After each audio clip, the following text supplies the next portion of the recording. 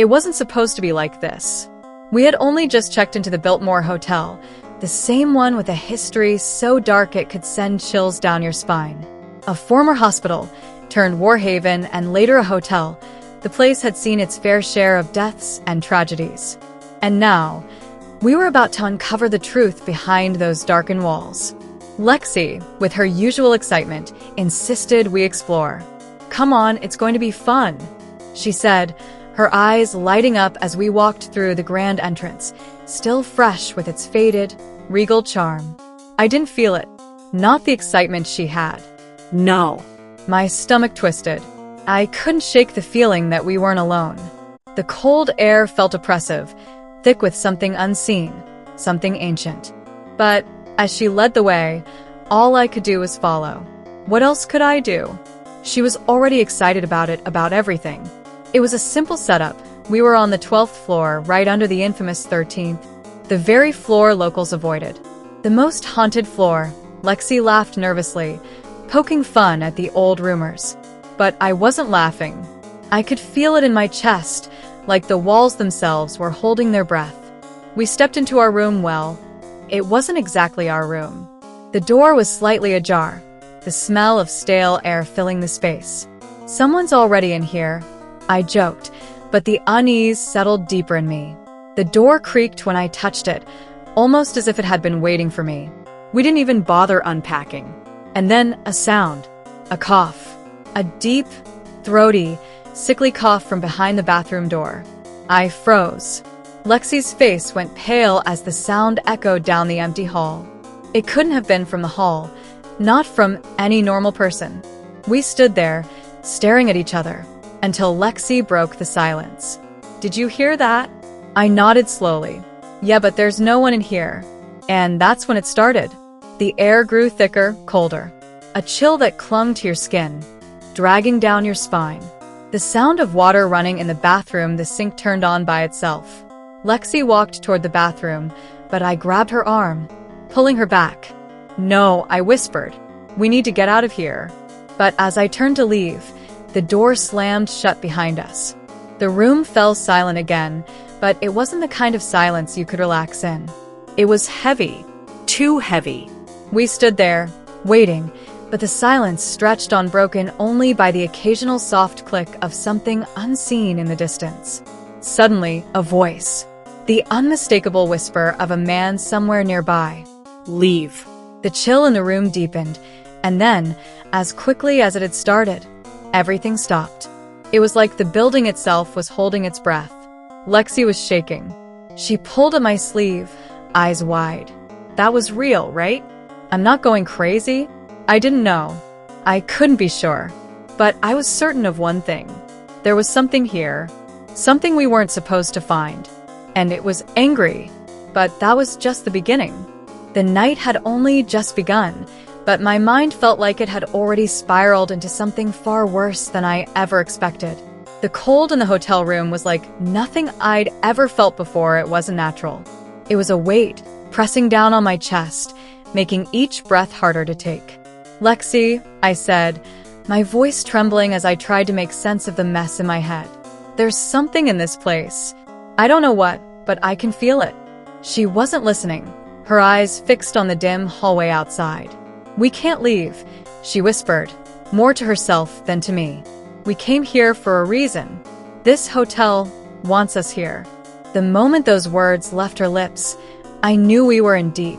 This wasn't just some random ghost story. This was personal. The air felt alive, and not in a good way. It was almost as though it was breathing, feeding off of our fear. We walked down the long, dark hallway, the flickering lights above casting eerie shadows. The hotel's once gleaming architecture had long faded. What stood before us now was a building burdened with sorrow, regret, and endless stories of pain. The 13th floor. We were getting closer. The hairs on the back of my neck stood on end as I imagined what could await us. The elevator doors opened with a quiet chime, and for the first time, I didn't want to step inside. But I did. I had no choice. It was either step inside or face something much worse, and I knew that whatever was inside that elevator, whatever was waiting for us on that floor, was not something we could run from. We finally reached the 12th floor, the one just below the infamous 13th. As we moved down the dimly lit corridor, we noticed a soft, muffled sound, faint footsteps, but they weren't ours. They came from above, echoing across the empty space. Lexi froze. I looked up. The sound of footsteps became louder, more pronounced. But when I turned to ask Lexi if she heard it too, she wasn't there. She'd disappeared. My heart raced as panic set in. Where had she gone? There was no way she could have just vanished like that. I spun in every direction, calling her name, but the only thing that answered was the haunting sound of those footsteps above me. I stumbled back to the elevator, pressing the button frantically. Nothing happened. My breathing became heavier.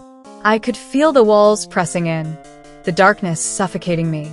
Then the footsteps stopped. I turned back to the hallway, and that's when I saw it.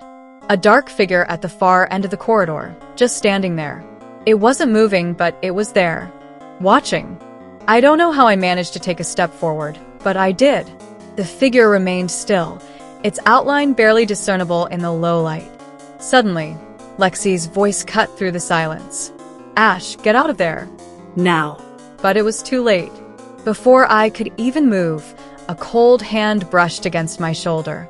I whipped around to find no one there. The footsteps started again, louder this time, as if something was chasing me. I ran, my heart pounding, but no matter how fast I moved, I couldn't escape it. That's when I realized I wasn't alone. The shadowy figure I had seen was following me, moving closer with each step, its eyes glowing faintly in the dark. I didn't know what it wanted. All I knew was that I had to get out of there, and fast. Then, as quickly as it had started, everything went silent. The figure was gone. The footsteps stopped. But the worst was yet to come. I turned around to find Lexi standing behind me. But it wasn't her. Her eyes were hollow, dark voids. She was smiling, but it wasn't her smile. It was something far worse. "Help me, Ash," she whispered, her voice distorted. "I'm trapped here." Before I could react, the lights flickered one last time, and everything went dark. The room was pitch black. My heart pounded in my chest as I stood frozen, unable to make sense of what had just happened. Lexi's voice, distorted and unnatural, echoed in my ears. It wasn't her. Whatever stood in her place now was something darker, something more malevolent. I had to act fast, but my limbs felt like they were made of lead. I forced myself to turn toward the wall, feeling my way through the darkness, desperate to find any sign of an escape. Bang. A door slammed shut behind me, the sound jarring against the silence, sending a rush of adrenaline through my veins. I turned and saw a shadow moving in the distance, but it wasn't Lexi. It was that same figure, the one I had seen earlier, standing at the end of the hallway. My breath caught in my throat. The figure was closer now, much closer. It moved with a jerky, unnatural gait, its limbs twitching in ways that no human body should. Its face remained hidden in the shadows, but I could feel its presence, its eyes boring into me. I tried to speak, but no words came out. Fear had completely seized me. The figure was now mere feet away. And then, I heard a voice, not Lexi's distorted whisper, but something much colder, far more menacing. "You shouldn't have come here. You shouldn't have disturbed me." I couldn't understand it, but I knew one thing for sure. Whatever was standing before me wasn't just a spirit. It was something much older, something tied to this place, this hotel. Suddenly, I felt a rush of cold air, and the faint sound of whispers filled the room, growing louder and louder, until the noise was unbearable. I dropped to my knees, clutching my ears, desperate to block it out. The whispers were no longer just voices, they were memories, the echoes of the souls trapped in this building for decades. The walls seemed to close in on me, the temperature plummeting as if the life was being sucked out of the room. I looked up, and there, standing right in front of me, was Lexi, but her eyes were empty, her body unnaturally still. I reached out to her, but she didn't move. She just stood there, her face twisted into a grin that wasn't hers. The figure, the one in the shadows, stepped forward and placed a cold, clammy hand on her shoulder. I heard a voice in my mind, not from the figure, but from the very walls themselves. "You can't leave. You belong here now." No. The words rang in my head like a bell. A horrific truth began to sink in. I wasn't just trapped here in the hotel. I had been drawn into something far darker, something that had been waiting for us, feeding off our fear. The floor beneath me groaned as if the building itself were alive, shifting and pulling me deeper into its depths. I turned toward the hallway, desperately trying to make sense of it all. The 13th floor, the room with the locked door, it wasn't a hotel anymore. It was a prison, a grave for the souls of the past. The air around me thickened. I looked back at Lexi, but she was no longer standing there. Instead, a figure emerged from the shadows, the man I had heard about, the one who died in 1929. Thomas Fatty Walsh. His fedora was tilted low, his face obscured by darkness, but his presence filled the room, suffocating me. "You're mine now," his voice echoed, so clear in my mind that I thought I could feel it in my bones. I stumbled backward, terror crawling at my spine. The figure reached out to me, his cold hand brushing against my skin. The room grew colder, and the whispers grew louder. "Run," I thought, but the words didn't come out.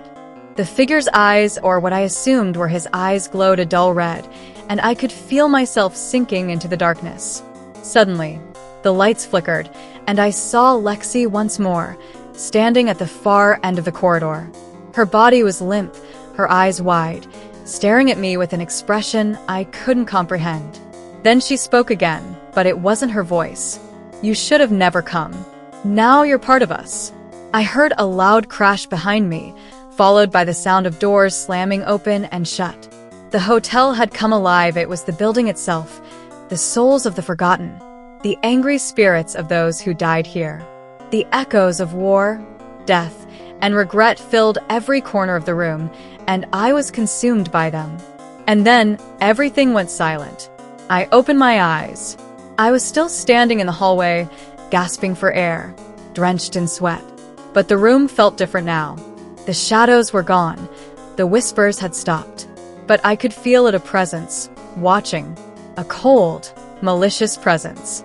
I turned around, only to find the 13th floor door wide open. The hall was empty, and Lexi was nowhere to be found. If this story haunted you, the next one will keep you awake. Hit subscribe if you dare.